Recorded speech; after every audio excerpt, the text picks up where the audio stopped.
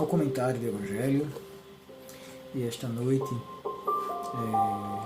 a convite de nossa irmã Núbia, hoje eu me predispus a fazer o comentário do Evangelho desta noite, que é extraído do Evangelho segundo o Espiritismo, capítulo 26.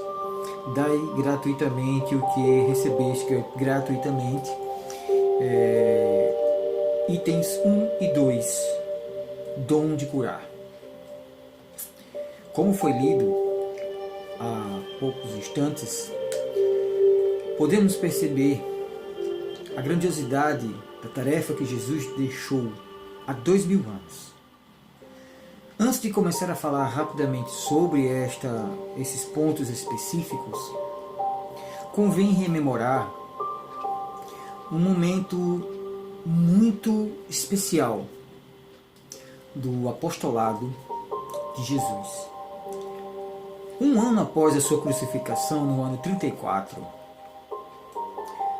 quando Gesiel, depois de ter sido condenado pelas autoridades romanas em Corinto e condenado às galés, que cuidou do procônsul romano, enfermo naquelas galés, e que veio a adoecer, depois de ter cuidado e dado assistência a Sérgio Paulo, ele caiu em febre, e como era uma prática comum e era uma norma que tinha nas embarcações da época, quem adoecesse era atirado ao mar para que não contaminasse as outras pessoas que estavam a bordo. E ele, como escravo, Gesiel, ia ser lançado ao mar. E graças à intervenção de Sérgio Paulo, não permitiu. E se posicionou impondo aos oficiais que dessem uma chance dele sobreviver, colocando-o para fora do navio, mas sobre um barco, um pequeno barco, um bote, como se fosse uma canoa. E com profunda gratidão, Sérgio Paulo disse a Gesiel: toma aqui, e deu uma bolsa com algumas pepitas de ouro, pedras preciosas, uma pequena fortuna. E disse a ele que onde ele chegasse, Gesiel, a partir de hoje, estava morto. E ele teria que mudar de nome, porque senão complicaria todo mundo, inclusive ele próprio. E Gesiel foi ao porto, levado pela correnteza. Chegando lá, se desvencilhando de uma situação complicada, um assalto, ele se desfez de toda aquela pequena fortuna que havia recebido, entregando ao bandido, e perguntou onde ele poderia ser ajudado, onde ele poderia ser acolhido, porque ele estava delirando de febre e não conseguia se manter em pé sozinho. E a princípio o malfeitor, que era aquele ladrão, acabou se tornando um benfeitor, porque ele levou Gesiel até aos homens do caminho, na história de Jope, na casa do caminho. E lá ele foi recebido pelos discípulos, pelos apóstolos de Jesus.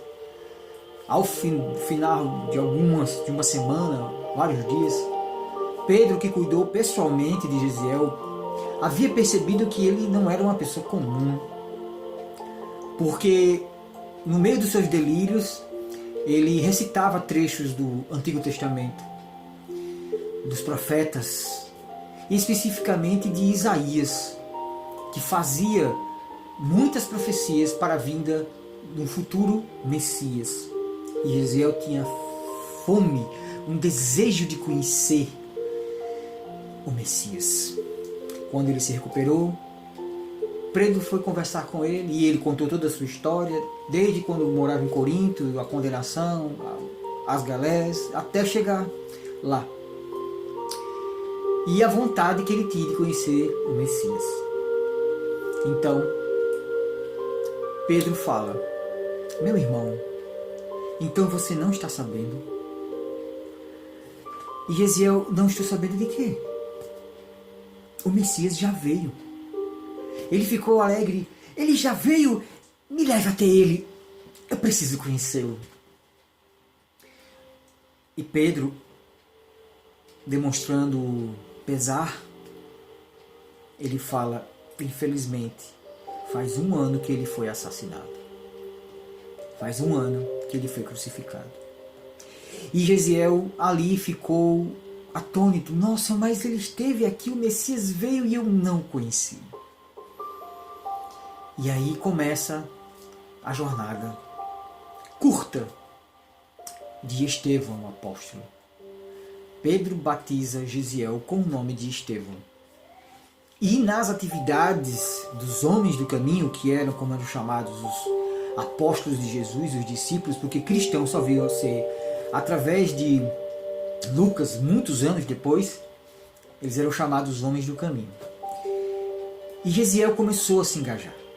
Lá eles recebiam doentes, tinha os leitos, as camas que eles recebiam as pessoas doentes, moradores de rua, gente que não tinha abrigo, que não tinha nada. Eles faziam as pregações e reuniões de culto como se fossem estudos.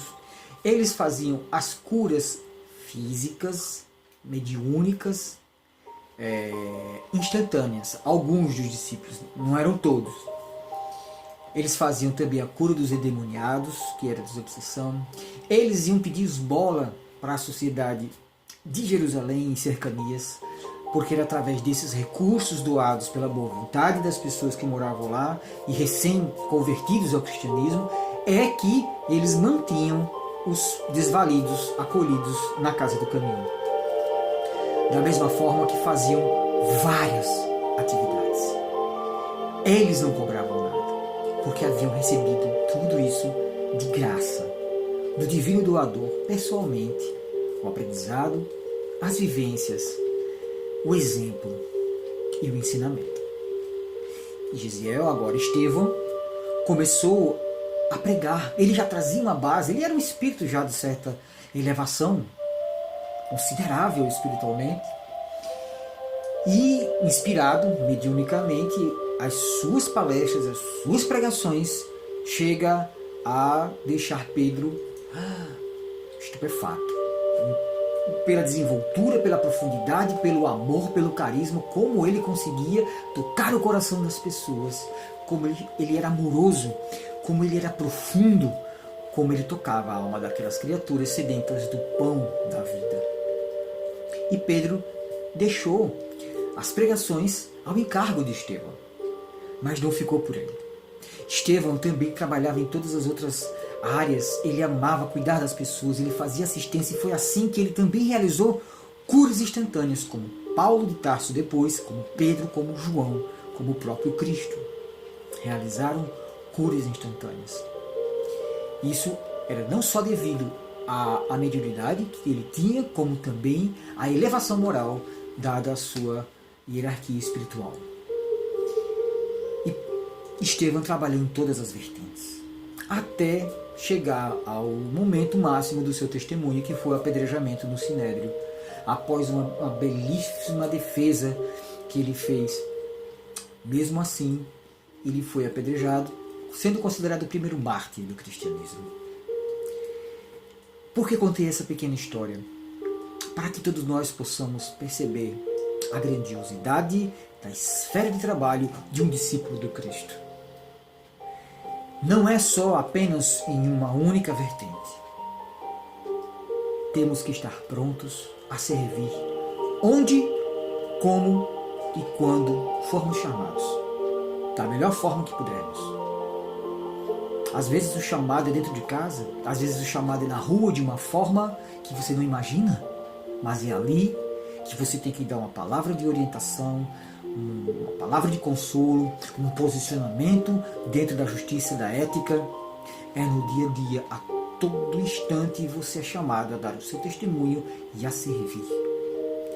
E continuando, mas voltando de uma forma mais específica à temática da noite, percebemos que, indubitavelmente, ao longo do tempo, apesar de deixar já essa orientação Cristo há 2000 anos, mesmo assim, nesse entremeio, muito foi deturpado, muito foi adulterado. E o comércio das coisas espirituais que já vinham antes da vinda de Jesus, é só ver o histórico das pitonisas, na Grécia, na Índia, em todos os lugares, sempre transitou a santificação, trabalho desinteressado, ao mesmo tempo com os interesses materiais. Sempre ficou nessa gangorra. E ao longo, mesmo com a vida de Jesus, mesmo com as orientações que ele deu, séculos se passaram e continuaram esse comércio com as coisas sagradas. Até que Allan Kardec, junto com a espiritualidade superior que fez a codificação espírita, ratificou, significa confirmou, fortalecendo e fazendo os ajustes a ponto de não deixar brechas para interpretações duvidosas. Na codificação, elevou-se a mediunidade à categoria de missão. Não se era mais permitido, dentro da orientação espiritista, qualquer tipo de benefício, de cobrança ou de interesse que não seja a pura caridade e o desejo de servir.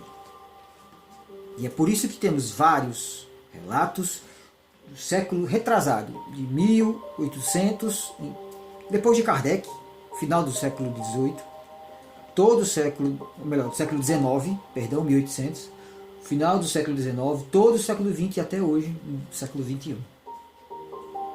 Pessoas que se intitulam paranormais, médiums, mas que não se afinam com a doutrina espírita porque este item choca. E muitos fazem das suas faculdades mediúnicas um meio de vida, através de consultas, como se fossem terapeutas, como se fossem médicos, profissionais liberais de outras ordens. Se houve um estudo, se houve uma preparação, se não depende especificamente do intercâmbio com a espiritualidade para que seja obtido um resultado, uma cura ou qualquer tipo de orientação, é justa a cobrança. Ou seja, se você estudou, se há conhecimento, se há técnica, mesmo que um terapeuta, um médico, um coach, na hora do seu atendimento venham as intuições, a espiritualidade está atuando, mas você não depende do intercâmbio para que aquilo aconteça. Eles assistem de bom grado, por amor ao seu trabalho, por aquela pessoa que está sendo assistida, mas independe da espiritualidade para que aquilo aconteça. Isso pode ser com médico, com advogado, com motorista, com qualquer pessoa em qualquer área profissional. Agora, quando você, como médium, você vai cobrar, aí você está transformando o seu instrumento de salvação, porque a mediunidade é um instrumento que veio para ajudar você a limpar, a quitar dívidas gigantescas do passado através do amor, do serviço desinteressado. Aí você transforma isso num instrumento de perdição, porque a sua mediunidade você ainda vai se complicar mais, envolvendo interesses escusos. E trazendo para a nossa esfera espírita, não estamos livres disso. Mesmo que os mais orientados, as casas também que seguem, que buscam seguir o mais fielmente possível as orientações de Kardec, que não cobram financeiramente, mas existem outras cobranças. A vaidade, o ego, o aplauso, ser reconhecido, status, cargos, visibilidade. Se o trabalhador não fizer todo santo dia uma autoanálise, observando quais são os motivos que te fazem trabalhar, servir, atuar, agir, verificar se ali não existe uma pontinha de ego, uma pontinha de vaidade, outros interesses que não o bem maior, o bem comum, tirando o eu da jogada, ou afastando pelo menos, já que nós não estamos nesse nível ainda, afastando um pouquinho o nosso ego e deixando que o bem comum esteja à frente, podemos estar cometendo essa troca. Às vezes inconscientemente, mas sim. Principalmente quando não nos tornamos vigilantes o suficiente para evitar as fascinações. Quando começamos a entrar no jogo da vaidade, as fascinações atuam nesse sentido. E quanto mais você entra na fascinação, mais você está se afastando do caminho orientado pela disciplina e pela ética kardecista cristã, Rede Viva. Por isso é necessário sempre a autoavaliação, as reflexões, a meditação, saber ouvir críticas, saber ouvir o mentor, saber sentir, se conectar consigo mesmo, com a sua centelha, com a sua alma. Esse é o chamado para que todos tenhamos a oportunidade de servir, mesmo que ninguém saiba. Ninguém precisa saber. Mas Jesus sabe.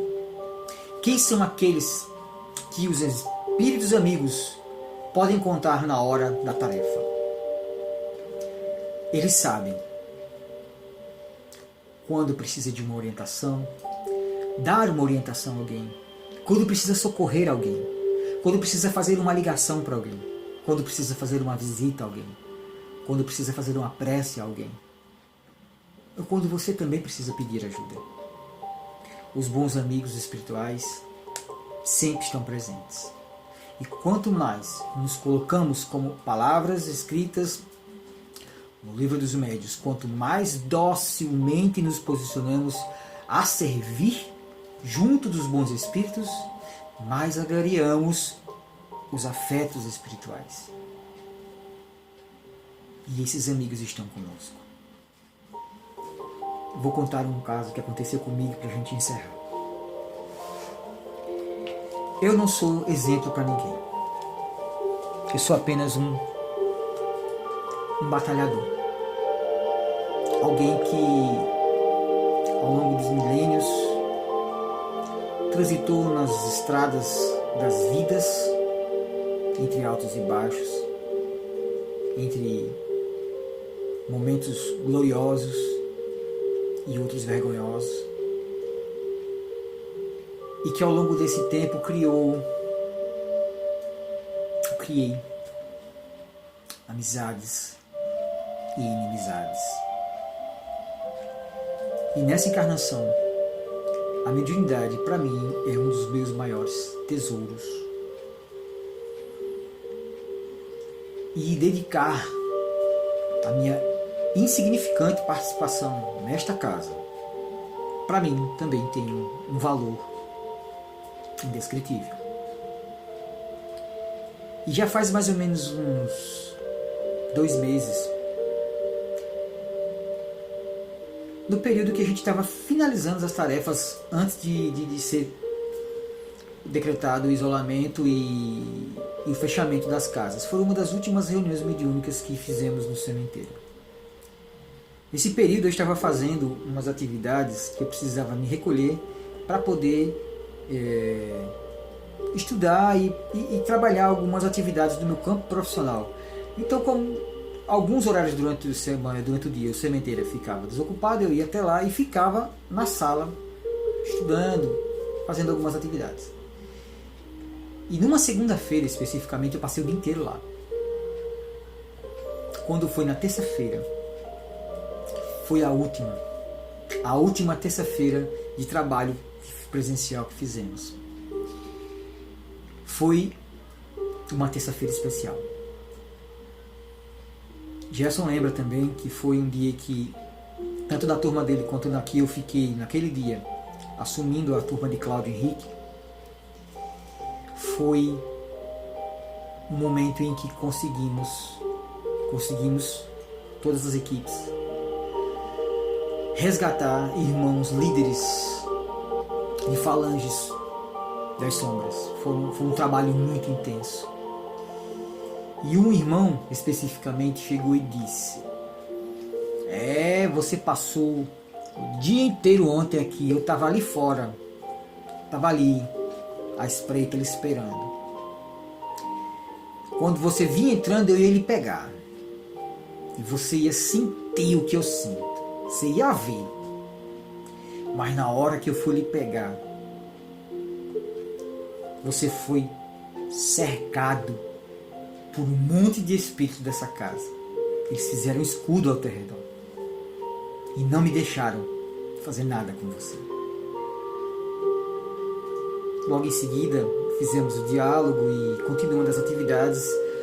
Com a graça de Nosso Senhor, esse irmão foi recolhido e encaminhado.